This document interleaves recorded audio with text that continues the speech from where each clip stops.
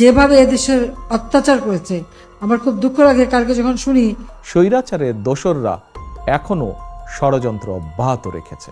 বিগত 16 বছর ধরে যে মানুষরা একটি মাত্র কথা বলার সাহস করেনি, বিগত 53 বছরে যারা এই লুপ হোলগুলো নিয়ে রাস্তায় নামার খুব একটা সাহস করেনি, সেই মানুষগুলো একটি অন্তর্বর্তীকালীন সরকার গঠন হওয়ার সাথে সাথে, তো সেই ক্ষেত্রে আমার মনে হয় ছাত্রদের বা আমাদের রাজনীতিবিদদের মাঝখানে একটা সেতু বন্ধন হওয়া উচিত। বাট আমি এটাকে ওইভাবে সময় দিতে চাই না যে 5 বছর 3 বছর, করতে চাইলে আমরা 1 বছরও করতে পারি, করতে চাইলে আমরা 6 মাসও করতে পারি। সংস্কার না করে যদি একটা ইলেকশন দেওয়া হয়, এটা অর্থবহ ইলেকশন হবে না। এই জন্য তাদেরকে যৌক্তিক সময়টা আমরা দিতে চাই। রাষ্ট্রের সংস্কার এবং নির্বাচনী রূপরেখা নিয়ে অনেকের মনেই সংশয় আছে, বা অভ্যুত্থানের যে প্রতিশ্রুতি, সেই প্রতিশ্রুতিগুলো নিয়ে কিন্তু আমরা সরকারে এসেছি। কখন নির্বাচন হবে সেটা সম্পূর্ণ রাজনৈতিক সিদ্ধান্ত, আমাদের সিদ্ধান্ত নয়। ডক্টর ইউনূসের পদত্যাগ না করা পর্যন্ত যেন অন্যান্য যে দলগুলো রয়েছে এগুলো যেন রাতেই পোয়াচ্ছে না, এরকম একটি সমস্যা হচ্ছে বর্তমান সোশ্যাল মিডিয়াতে, এবং বিভিন্নজন বিভিন্ন মতামত দিচ্ছেন।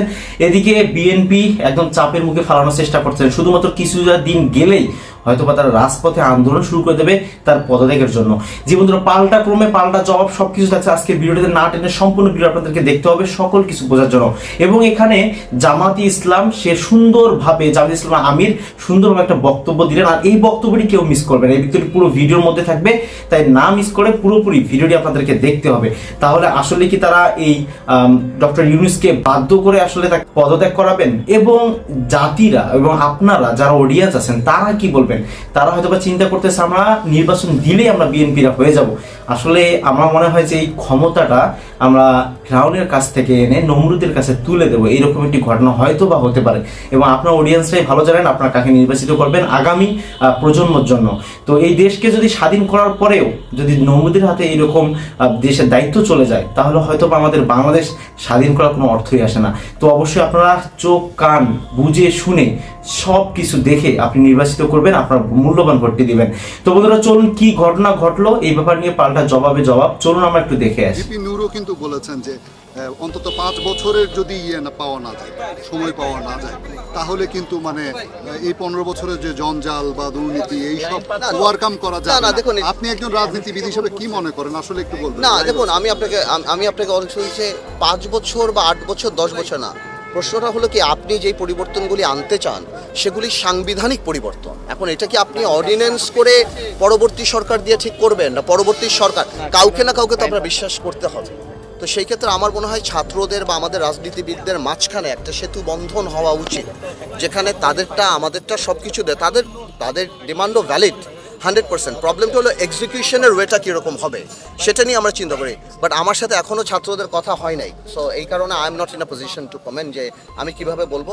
বাট আমি এটাকে ওইভাবে সময় দিতে চাই না যে 5 বছর 3 বছর, করতে চাইলে আমরা 1 বছরও করতে পারি, করতে চাইলে আমরা 6 মাসও করতে পারি। আচ্ছা, জনমনে একটা কথা আছে যে বর্তমানে বাংলাদেশের রাজনীতিটা সম্পূর্ণ ছাত্রদের হাতে চলে গেছে, যাদের কোনো এক্সপিরিয়েন্স নাই, যাদের কোনো নাই। তো আপনি এই বিষয়ে আপনার মন্তব্য কি? না, আমি এটা বলবো না ছাত্রদের হাতে সম্পূর্ণ চলে গিয়েছে। ছাত্ররা তো ডেফিনেটলি এই অর্জনটা সম্পূর্ণভাবে ওনারা এনেছে। আমরা হয়তো কিছু পার্ট আমরা ওনাদের জন্য জেলে গিয়েছি, ওনাদের পক্ষে দাঁড়িয়েছি, বাট এই অর্জনটা তো ওনাদেরকে মূল্যায়ন করতে হবে। রাষ্ট্র পরিচালনা করতে গেলে সিনিয়র জুনিয়র এক্সপিরিয়েন্স সবাইকে মিক্স করেই করতে হবে যদি আপনি চান। শুধু কাউকে দিয়ে আপনি রাষ্ট্রীয় পরিচালনা করতে পারবেন না। আই এম শিওর এটা ছাত্ররা রিয়েলাইজ করে। এক্সপিরিয়েন্স কেন দরকার আসলে?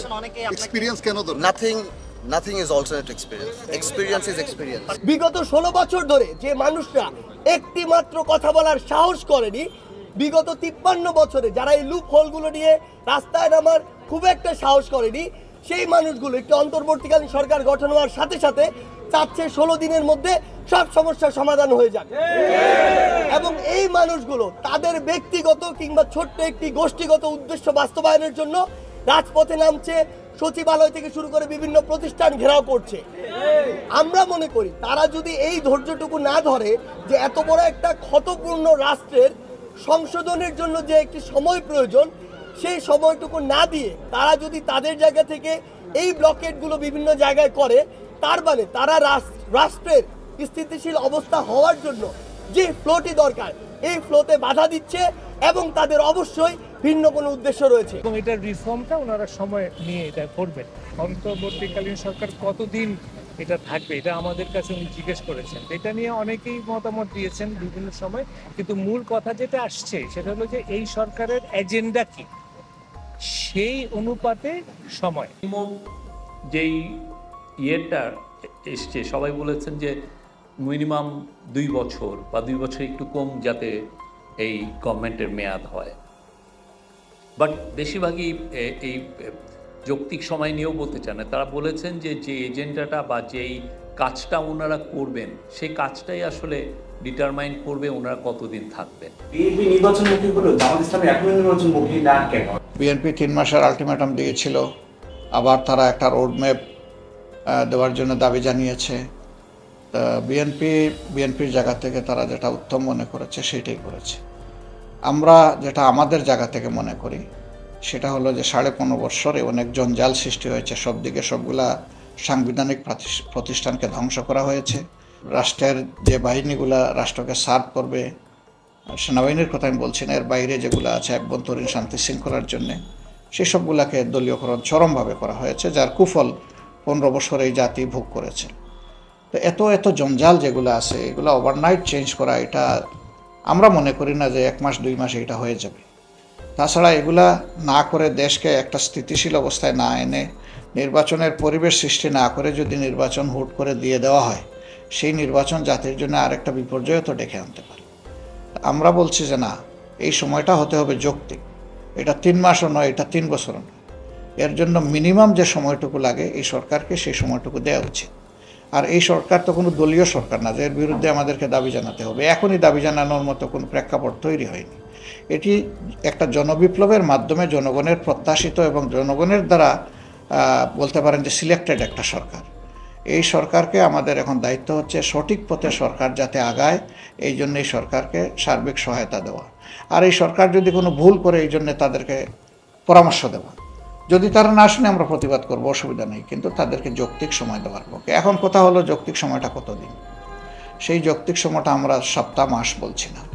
এটা যদি 3 মাসে সম্ভব হয় 3 মাস, 6 মাসে সম্ভব হয় 6 মাস, তবে এটা খুব বেশি দীর্ঘ হওয়াটা কল্যাণকর হবে না জাতির জন্য, এটা আমরা মনে করি।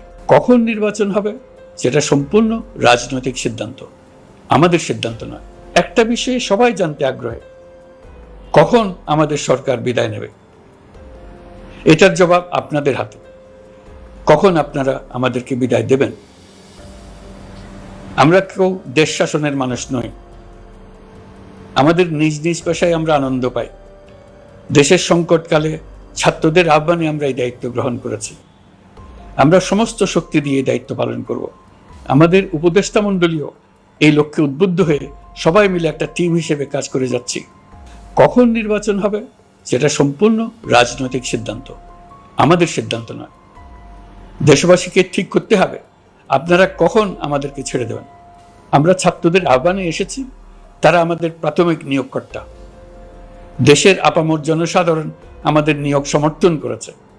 আমরা ক্রমাগতভাবে সবাইকে বিষয়টি স্মরণ করিয়ে যাব, যাতে হঠাৎ করে এই প্রশ্ন উত্থাপিত না হয় আমরা কখন যাব। তারা যখনই বলবে আমরা চলে যাব। আমরা সংস্কারের অংশ হিসেবে নির্বাচন কমিশনকেও সংস্কার করব। কমিশনকে যে কোনো সময় আদর্শ নির্বাচনের জন্য প্রস্তুত রাখব।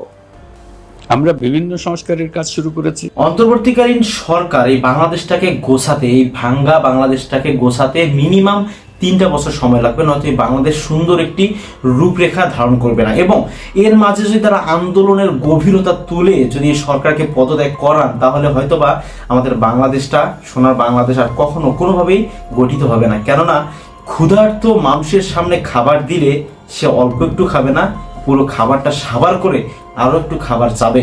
তাহলে বাংলাদেশ কোন দিকে যাবে আপনারাই নিশ্চয়ই বুঝতে পারছেন।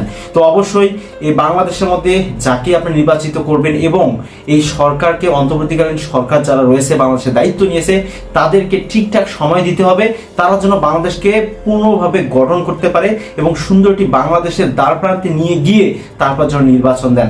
এবং এই ব্যাপারটি নিয়ে আপনাদের কি মন্তব্য? অবশ্যই আপনাদের মন্তব্য কর্মচারী দেবেন, ভিডিওতে লাইক দিবেন এবং নিত্য নতুন আপডেট পাওয়ার জন্য চ্যানেলটিকে সাবস্ক্রাইব করবেন। আজকে ভিডিও পর্যন্তই, আল্লাহ হাফেজ।